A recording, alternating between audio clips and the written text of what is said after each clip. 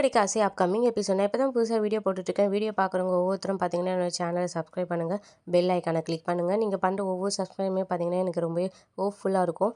Video இன்ட்ரெஸ்டிங்காக இருக்குன்னு சொல்லிட்டு நடுவில் ஒரு விடுகதை கேட்டிருப்பேன். அந்த விடுகதையை பார்த்தோன்னே யார் ஆன்சர் கண்டுபிடிச்சிங்கன்னு கமெண்ட் பண்ணுங்கள். ஆன்சர் தெரியாதவங்க வீடியோ கடைசியில் பார்த்து தெரிஞ்சுக்கோங்க. முத்து பார்த்தீங்கன்னா ஒரு முதியோர் இல்லத்தில் பார்த்தீங்கன்னா எல்லாருக்கும் பார்த்தீங்கன்னா வேஷ்டி பழம்லாம் கொடுத்து பார்த்தீங்கன்னா ஹெல்ப் பண்ணிட்டுருக்காரு. அப்போ பார்த்தீங்கன்னா அவங்க ஃப்ரெண்டு பார்த்தீங்கன்னா நீ இவ்வளவும் பண்ணணுமாடா அப்படின்னு சொல்லி கேட்குறாங்க. மீனாக்காக எதுக்குடா நீ இவ்வளோ பயப்படுற, நீ நினைக்கிற மாதிரி எதுவும் ஆகாதுன்னு சொல்லி முத்தோட ஃப்ரெண்டு சொல்கிறாரு. உடனே முத்து பார்த்தீங்கன்னா அப்படி இல்லைடா, நான் ஏதாவது நல்லது செஞ்சால் தான்டா அதன் பலன் நம்ம அனுபவிக்க முடியும். அதனால தான்டா நான் செய்கிறேன், மீனாக்காக தானடா, அதனால தான் நான் இதெல்லாம் செய்கிறேன் அப்படின்னு சொல்லி பார்த்தீங்கன்னா முத்து பார்த்தீங்கன்னா ஆசிரமத்தில் இருக்கவங்களுக்குலாம் பார்த்தீங்கன்னா வேட்டி சேலைலாம் கொடுத்து பழம்லாம் கொடுத்துட்ருக்காங்க. அந்த சமயம் அதே ஆசிரமத்துக்கு பார்த்தீங்கன்னா மீனா வராங்க பூ கொடுக்கறதுக்காக. அங்கே இருக்கவங்க பார்த்தீங்கன்னா பூ வாங்கிட்டு பணம் கொடுக்குறாங்க. உடனே மீனா பார்த்தீங்கன்னா இல்லை பரவாயில்ல இருக்கட்டும்ங்க, நான் இன்னொரு வாட்டி வாங்கிக்கிறேன் அப்படின்னு சொல்லி சொல்கிறாங்க. உடனே அவங்க பார்த்தீங்கன்னா இல்லை இருக்கட்டும்மா வாங்கிக்கோ, ஆல்ரெடி நீ பாதி காசு தான் வாங்கிக்கிற, இப்போ இதில் என்ன இருக்குது நீ வாங்கிக்கோ அப்படின்னு சொல்லி சொல்கிறாங்க. உனக்கும் காசு வேணும்ல அப்படின்னு சொல்லி சொல்கிறாங்க. அதுக்கப்புறம் பார்த்தீங்கன்னா அவங்க மீனா கிட்ட காசு கொடுக்குறாங்க. மீனா தயங்கி தான் வாங்கிக்கிறாங்க. அதுக்கப்புறம் பார்த்தீங்கன்னா இங்கே ஆசிரமத்தில் ஒருத்தர் வந்திருக்காருமா, அவங்க ஒய்ஃபுக்கு ஏதோ ஆப்ரேஷனா, அவங்களுக்கெல்லாம் ட்ரெஸ்ஸு பணம்லாம் கொடுத்துட்ருக்காரு. இப்போ இருக்க காலகட்டத்தில் தன் பொண்டாட்டிக்காக இவ்வளோ விஷயம் செய்கிறாரு. அவரை பார்த்தாலும் கஷ்டப்படுறவர் மாதிரி தான் இருக்காரு, இருந்தாலும் செய்கிறாரு. இப்போல்லாம் இருக்கவங்களே செய்யறதுக்கு யோசிக்கிற காலகட்டத்தில் இப்படிப்பட்ட ஒரு ஆள் பார்க்க முடியலம்மா அப்படின்னு சொல்லி பார்த்தீங்கன்னா முத்துவை பற்றி அவங்க சொல்லிட்டுருக்காங்க.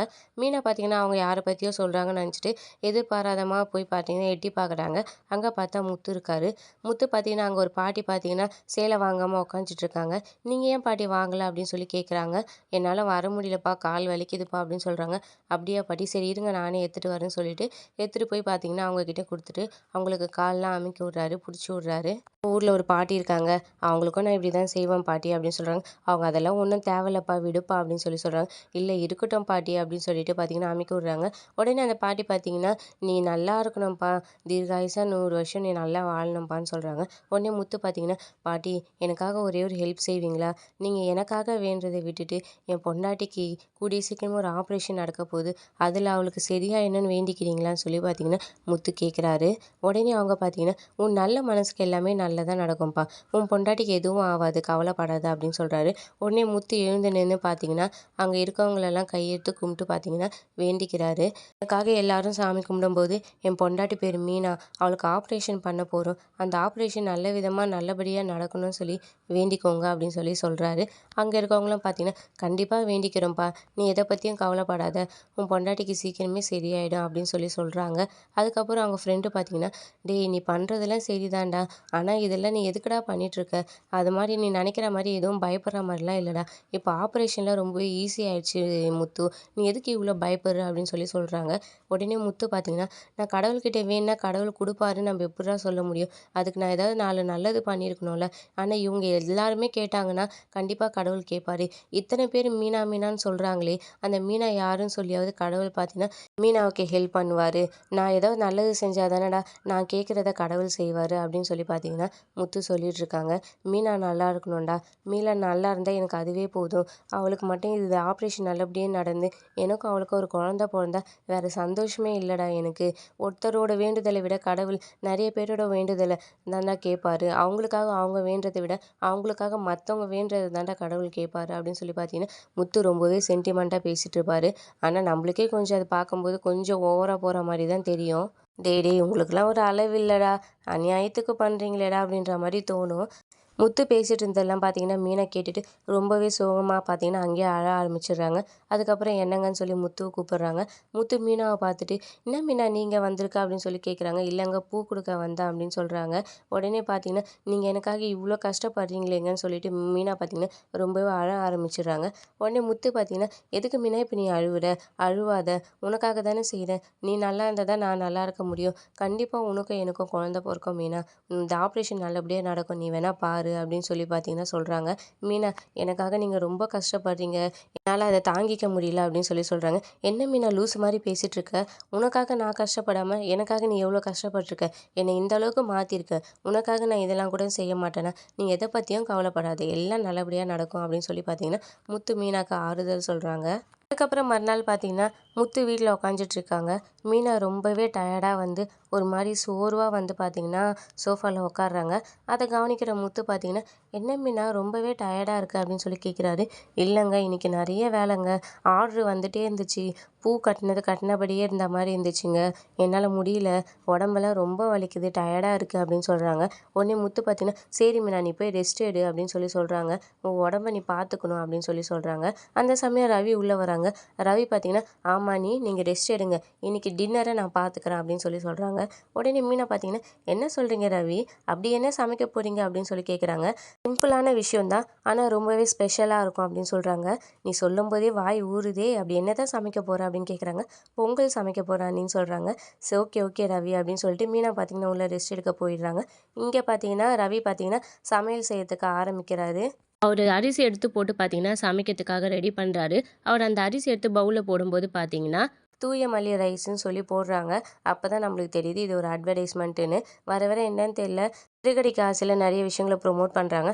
ஆல்ரெடி நாடகத்துக்கு நடுவிலே நாடகமே 1/2 ஹவர் நாடகத்தில 20 நிமிஷம் தான் நாடகம். அதிலே 10 நிமிஷம் நம்மளுக்கு அட்வர்டைஸ்மெண்ட் தான் போடுவாங்க. அதுவும் இல்லாம நாடகத்துக்கு நடுவிலேயே வேற ப்ரொமோஷன் பண்றாங்க. அட்வர்டைஸ்மெண்ட் பண்றாங்க. ரவி உள்ள சமைச்சிட்டு இருக்கும்போதே பார்த்தீங்கன்னா, முத்து வராரு. முத்து இந்த வாசனைய கண்ட உடனே பார்த்தீங்கன்னா, கிச்சனுக்குள்ள ஓடுறாரு. "டேய் அப்படி என்ன தான்டா எதுல தான்டா சமைக்கிற? இவ்ளோ வாசனையா, இவ்ளோ அருமையா இருக்கு ஸ்மெல்லாம்" அப்படின்னு சொல்லி கேட்குறாங்க. ரவி பார்த்தீங்கன்னா, "அது ஒண்ணும் இல்ல முத்து. இது தூய மல்லி ரைஸ்ல நம்ம செஞ்சது. இந்த ரைஸ்ல பார்த்தீங்கன்னா செய்யும்போது ரொம்பவே உங்களுக்கு டேஸ்ட்லேருந்து எல்லாமே நல்லாயிருக்கும். பாரம்பரியமான முறையில தயாரிக்கப்பட்ட அரிசி" அப்படின்னு சொல்லி சொல்றாங்க. முத்து பார்த்தீங்கன்னா, "அதான் ஸ்மெல்லுலயே தெரியுதே" அப்படின்னு சொல்லி சொல்றாங்க. ஸ்மெல் என்னமோ நம்மளுக்கு பார்த்தீங்கன்னா, நம்ம போடுற அந்த மசாலால தான் வரும். ஆனா அரிசிக்கும் ஸ்மெல்லுக்கும் என்ன சம்மந்தம்னு தெரியல. ஐயோ! இது கேட்கும்போதே நம்மளுக்கு சாப்பிடணும் போல இருக்கே அப்படின்னு சொல்லி முத்து சொல்றாரு. "வா வா முத்து ரெடி ஆயிடுச்சு சாப்பிடலாம்னு" சொல்லிட்டு ரவி, முத்து, மீனா பார்த்தீங்கன்னா டைனிங் டேபிள்ல உட்காந்து சாப்பிட ஆரம்பிக்கிறாங்க. மீனா பார்த்தீங்கன்னா, ரவி ஸ்மெல்லே சூப்பரா இருக்கே! வெய் வெய் சாப்பிடுவோம்" அப்படின்னு சொல்லிட்டு மீனாக்கு வைக்க சொல்றாங்க. மீனா வச்சுட்டு பார்த்தீங்கன்னா, ஒரு ஸ்பூன் எடுத்து வாயில வச்சுட்டு பார்த்தீங்கன்னா, அப்படியே மெய் மறந்து இருக்கா மாரி இருக்காங்க. அப்புறம் சாப்பிட்டு பார்த்துட்டு பார்த்தீங்கன்னா, "ரவி சூப்பரா இருக்கு ரவி. செம்மையா செஞ்சிருக்க. எப்படி செஞ்ச?" அப்படின்னு சொல்லி மீனா வேற கேட்குறாங்க. மீனா கிட்டயும் பார்த்தீங்கன்னா ரவி, "அது தூய மல்லி அரிசியில தான் செஞ்சேன். நீங்க அதானே வாங்கி யூஸ் பண்றீங்க" அப்படின்னு சொல்லி சொல்றாங்க. "ஆமா, ஆமா" அப்படின்னு சொல்லி மீனாவும் சொல்றாங்க. அட்வர்டைஸ்மெண்ட்லாம் முடிஞ்சிடுது. அதுக்கப்புறம் பார்த்தீங்கன்னா, மீனா பார்த்தீங்கன்னா, சீதா கராத்தே கிளாஸ்ல இருக்கிறான்னு சொல்லிட்டு அவள பார்க்கறதுக்காக போறாங்க. சீதாவ போய் பார்க்கும்போது பார்த்தீங்கன்னா, ஜூஸ்லாம் குடுக்குறாங்க. "ஏன்க்கா இப்ப நீ இதெல்லாம் எடுத்துட்டு வந்த?" அப்படின்னு சொல்லி கேட்குறாங்க. "இல்லடி இந்த பக்கம் பூ குடுக்க வந்தேன். நீ கண்டிப்பா எதுவும் குடிச்சிருக்க மாட்டேன்னு தெரியும். அதனால தான் உனக்கு ஜூஸ் குடுத்துட்டு போலான்னு வந்தேன்னு" சொல்லி மீனா சொல்றாங்க. "எதுக்குக்கா இப்ப இந்த கஷ்டம்? நீ ஏன் அங்க இங்கன்னு ஓடிட்டு இருக்க?" அப்படின்னு சொல்லி சொல்றாங்க. "அதுல என்னடி இருக்கு? நீ குடி" அப்படின்னு சொல்லி குடிக்க குடுக்குறாங்க. விடுகதை: கட்டின சேலையை அவிழ்க்க நினைத்தால் கண்ணீரும் கம்பளையும் தான், அது என்ன? மீனாவும் சீதாவும் பேசிட்டு இருக்கும்போது பார்த்தீங்கன்னா, அங்கே அருண் வராரு. அருணை பார்த்தோன்னே 2 பேருமே பார்த்தீங்கன்னா, ஐயோ அருண் சொல்லிட்டு பதற வச்சுட்டு உள்ளே போய் ஒளிஞ்சுக்கிறாங்க. அருண் பார்த்தீங்கன்னா உள்ளே வந்து அந்த கராத்தா மாஸ்டர் பார்க்குறாரு. பார்த்துட்டு பார்த்தீங்கன்னா, இங்கே நீங்கள் வழியிலேயே பார்த்தீங்கன்னா உங்கள் ஸ்டூடெண்ட்லாம் பைக் விடுறாங்க. அங்கே ஸ்கூல்ல இருந்து போகிற வேன் பார்த்தீங்கன்னா இங்கே கட் பண்ண முடியலன்னு கம்ப்ளைண்ட் பண்ணியிருக்காங்க அப்படின்னு சொல்கிறாங்க. அதுக்கப்புறம் பார்த்தீங்கன்னா அவரும் பார்த்தீங்கன்னா, இல்லை சார் அது புதுசாக வந்திருக்க பசங்க, நானும் சொல்லிட்டு அவங்க தெரியாமல் இங்கே விட்டுட்டு இருக்காங்க. ஓகே சார் நான் மாற்றி விட சொல்கிறேன் அப்படின்னு சொல்லி சொல்கிறாங்க. அதுக்கப்புறம் அருண் பார்த்தீங்கன்னா, நாங்கள் அந்த டிராஃபிக்லாம் கொஞ்சம் எங்களுக்கு கண்ட்ரோல் பண்ணுறதுக்காக உங்கள் ஸ்டூடெண்ட் ஒரு 2, 3 பேர் எங்களுக்கு வாலண்டரி மாதிரி கொடுக்க முடியுமான்னு சொல்லி கேட்குறாங்க. அதில் என்ன சார் இருக்குது, நீங்களே வந்து யார் வேணும்னு சொல்லி சூஸ் பண்ணிக்கோங்க அப்படின்னு சொல்கிறாங்க. அப்போ எல்லாரையும் பார்த்தீங்கன்னா லைனில் நிற்க சொல்கிறாங்க. உடனே சீதா பார்த்தீங்கன்னா, அக்கா நான் இங்கே இல்லை, அந்த லைனில் நான் இல்லைன்னா மாஸ்டர் எங்கன்னு சொல்லி தேடுவார், நான் போய் எங்கேயாவது போய் ஒளிஞ்சிக்கின்னு பின்னாடி போய் நின்றுடுறேன்னு சொல்லிட்டு சீதா ஓடி போய் பார்த்தீங்கன்னா ஒரு பொண்ணு பின்னாடி போய் நின்றுடுறாங்க. அருணும் பார்த்தீங்கன்னா ஒவ்வொருத்தரையா பார்க்குறாரு. சீதா பார்த்தீங்கன்னா எங்கே அவரை பார்த்துட போகிறாங்களோன்னு ரொம்ப பயந்துக்கிட்டே நின்றுட்டுருக்காங்க. அதுக்கப்புறம் பார்த்தீங்கன்னா அவர் 2, 3 பேரை பார்த்தீங்கன்னா சூஸ் பண்ணிடுறாரு. அதுக்கப்புறம் ஓகே சார் நான் இங்கேருந்து கிளம்புறோம் அப்படின்னு சொல்லிட்டு அவங்க அங்கேருந்து கிளம்புறாங்க. சீதாக்கு அதுக்கப்புறம் தான் உயிரே வந்தது. தப்பிச்சுண்டா சாமின்ற மாதிரி. மீனா இதுக்கு மேலே நம்ம இங்கே இருக்கக்கூடாது, நம்மளும் கிளம்பிடலான்னு சொல்லிட்டு மீனாவும் கிளம்புறாங்க. கரெக்டாக அருண் பார்த்துடுறாரு. அருண் பார்த்துட்டு, "மீனா என்ன நீங்கள் இங்கே?" அப்படின்னு சொல்லி கேட்குறாங்க. "இல்லை நான் பூ கொடுக்கறதுக்காக வந்தேன்" அப்படின்னு சொல்லி சொல்கிறாங்க. "எப்படி இருக்கீங்க?" அப்படின்னு சொல்லி மீனா கேட்குறாங்க.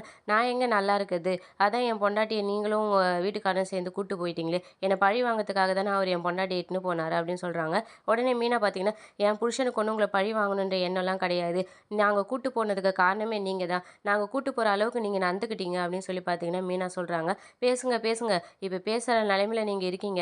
ஆனால் சீதா கண்டிப்பாக என்கிட்ட வருவா" அப்படின்னு சொல்லி பார்த்தீங்கன்னா அவர் சொல்லிட்டு அங்கேருந்து கிளம்பிடுறாரு. அப்படியே பார்த்தீங்கன்னா இந்த எபிசோட முடிக்கிறாங்க. இனி அடுத்தடுத்து ஒரு விறுவிறுப்புகளையும் சுவாரஸ்யங்களும் ஷார்ட் அண்ட் ஸ்வீட்டாக தெரிஞ்சுக்க மறக்காம நம்ம சேனலை சப்ஸ்கிரைப் பண்ணுங்கள், பெல் ஐக்கானை கிளிக் பண்ணுங்கள். விடுகதையின் விடை: வெங்காயம்.